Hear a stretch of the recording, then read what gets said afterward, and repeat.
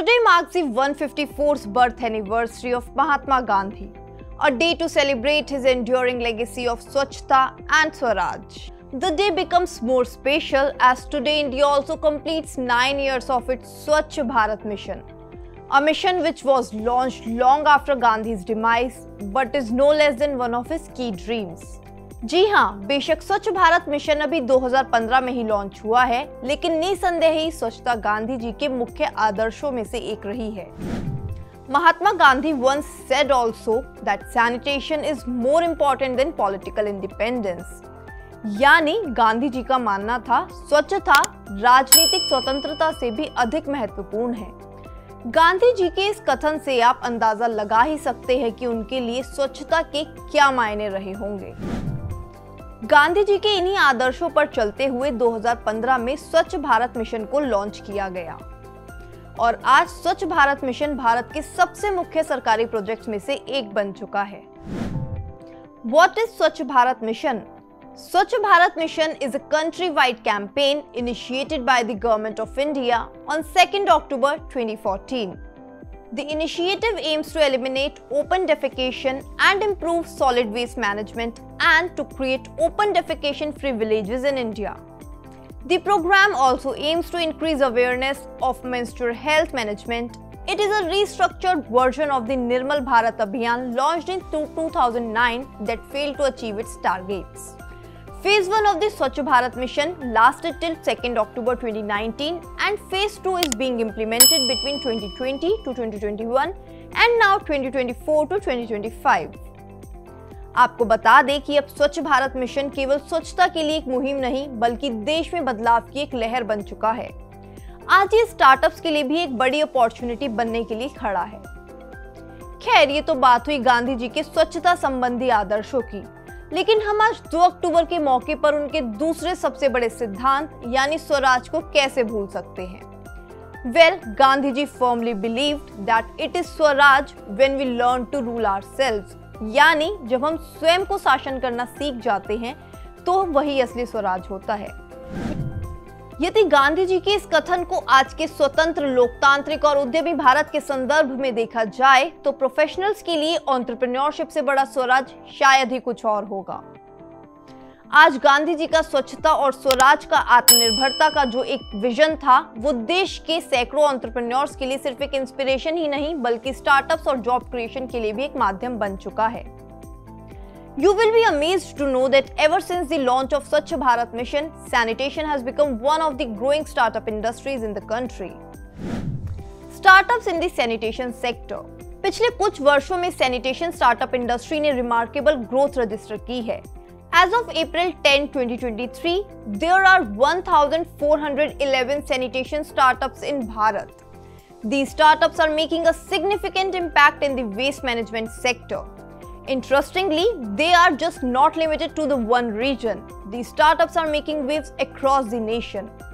In fact, they are currently active in all 28 states and union territories, reaching far and wide even to the most remote corners of the country.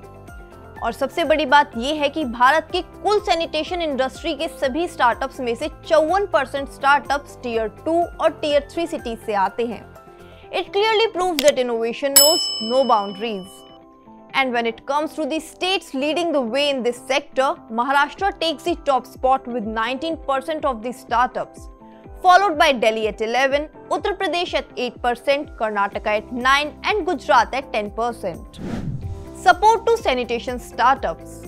आपको बता दें कि देश में स्वच्छता को promote करने के लिए सैनिटेशन एंड वेस्ट मैनेजमेंट में काम कर रहे स्टार्टअप्स को काफी सपोर्ट दिया जाता है। 2022 में ministry of housing and urban affairs ने sanitation and waste management sector में काम कर रहे 30 स्टार्टअप्स को फेलिसिटेट किया था। The ceremony was aimed to provide a range of funding and incubation support to the startups in order to develop the sanitation and waste management industry. Innovation challenge to develop portable device for water quality testing. DPIIT ने national जल जीवन mission के department of drinking water and sanitation के साथ partnership में एक innovation challenge भी launch किया था। The challenge aimed to develop portable devices for testing drinking water quality. इसमें शॉर्टलिस्ट हुए सभी स्टार्टअप्स को 2 लाख का कैश ग्रांट और 25 लाख का सीड फंड भी प्रोवाइड किया गया था। Accelerator and incubation for sanitation startups. Well, the efforts to elevate startups working for sanitation are not just limited to mere talks.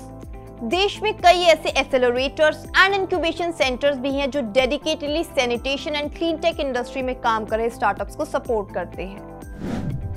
इस साल स्वच्छ भारत मिशन को सेलिब्रेट करने के लिए इंडियन स्कूल ऑफ बिजनेस में स्थित अटल इंक्यूबेशन सेंटर ने खास तौर पर स्टार्टअप्स के लिए क्लीन टेक एक्सेलरेटर प्रोग्राम भी लॉन्च किया है।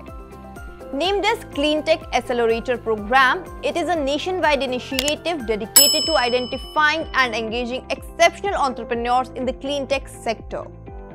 इस प्रोग्राम का एम क्लीन टेक सेक्टर में काम कर रहे स्टार्टअप्स को comprehensive support, mentorship, capacity building, field trials and networking opportunities प्रदान कर उन्हें सही स्टेक होल्डर्स और इन्वेस्टर्स से जोड़ना है।